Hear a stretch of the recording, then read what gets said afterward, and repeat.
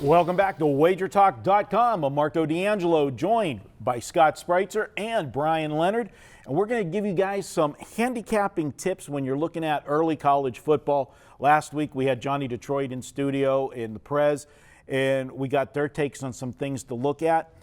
If you're sitting here, let's just say we're sitting in a bar talking with buddies, and you got a couple guys and say, hey, I want to bet college football, but I know nothing about it. What should I do? A couple tips that you might give some guys for early college football. Let's start with you, Scott. Oh, first thing I'm going to do is, and I'm sure everybody does this, is I want to look at returning starters for college football teams. And there's cases when you get, 16, 17, 15 returning starters for one side that's playing against a team that's maybe at a notch below that normal level of the other team, season in, season out, that's maybe returning 6 starters, 8 starters, 9 starters on both sides of the ball combined. And I think that's key one right out of the blocks. I look for things like that besides, overvalued teams and undervalued teams. But I'll start with that, the returning starter situation for the teams in competition that particular day. Absolutely. Bryan, what do you look at? Actually, in any type of betting, I want to look at bankroll, make sure you're not playing too much here. Interesting articles that come out of Vegas this last week talking about their most profitable months are September, which is when everybody jumps headfirst into college football. So I would say, number one, don't bet over your head. Number two, if you see everybody is on the same side, keep in mind, these publications come out very early. Phil Steele's just like a Bible in our industry. That thing's been out 2 months now. So if he says that, for example, Hawaii is an approved team, chances are you're not going to get the best number on Hawaii at this point. So if you're late to the table, those are some games you may want to avoid because, as I just pointed out, September is a moneymaker for the sportsbooks. I could build off of what you're saying, too. Totally in agreement. And one of the things you got to do is, this is the week when I have my fewest plays throughout the course of the college football season, year in, year out, basically.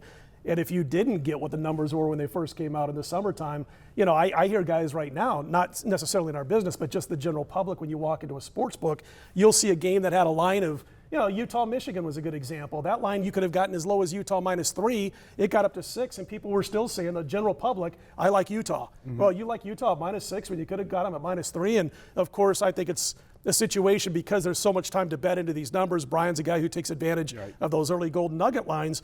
It's a situation where you're going to have lesser plays, or you should darn well have lesser plays on the first week of September than you should in the first week of October. Right. You want to see team chemistry, too. Sure. You can do all of the projections that you want, but until that new team, because let's face it, college football, there's changeover every year. Very few teams are you going to see bringing back an entire offensive unit or defensive unit. They'll bring back maybe 8 or 9 starters. You'll see some teams loaded, but not often everybody's intact. One of the things that I look at, and just to elaborate a little bit more on with the returning starters, is I get a little bit deeper where obviously everybody wants to look, is the quarterback returning? That's the guy that runs the ship. But for me, I put as much emphasis on the offensive line. Sure. Because to me, and I say it all the time, if you don't have a good offensive line, it's like trying to drive a car with a flat tire. Mm-hmm. It's just not going to be smooth. But if you've got that offensive line intact and you've got an experienced quarterback, that team is so much ahead of the curve to start the season. And one last thing that I'll put out there, and I know that in college football, we've seen the changing of the guard. You alluded to it in another video where it's not smash mouth football anymore. It's, spread option, throwing the ball downfield. Early in the season, we get a lot of mismatches. And when you've got a team that still runs the football well, we always worry about laying big numbers with the backdoor cover. But when you've got a team that runs the football, that's your specialty. The backdoor cover is generally safer because when you're trying to run out the clock, you're still doing what you do best. Absolutely. And you can extend the lead. So that's one of the other tips that I like to throw out there for guys early in the season. Yeah, and it wears out the defense too, which is another thing you do when you're running the football. I do want to point out, early in the season, you hear a lot of quotes where certain coaches are going to want to have more plays. That's the thing right now. Teams want to have more plays. Keep in mind, especially if it's a coach that hadn't been there before, it's going to take a while to get that team up there. So if you're looking at playing over because of a certain team says they're going to try to put as many points on the board as possible, keep in mind, when Dino Babers came over to Bowling Green, that's what he said. Well, at the beginning of the year, his team wasn't used to it. By the end of the year, They were just run and play, run and play, run and play.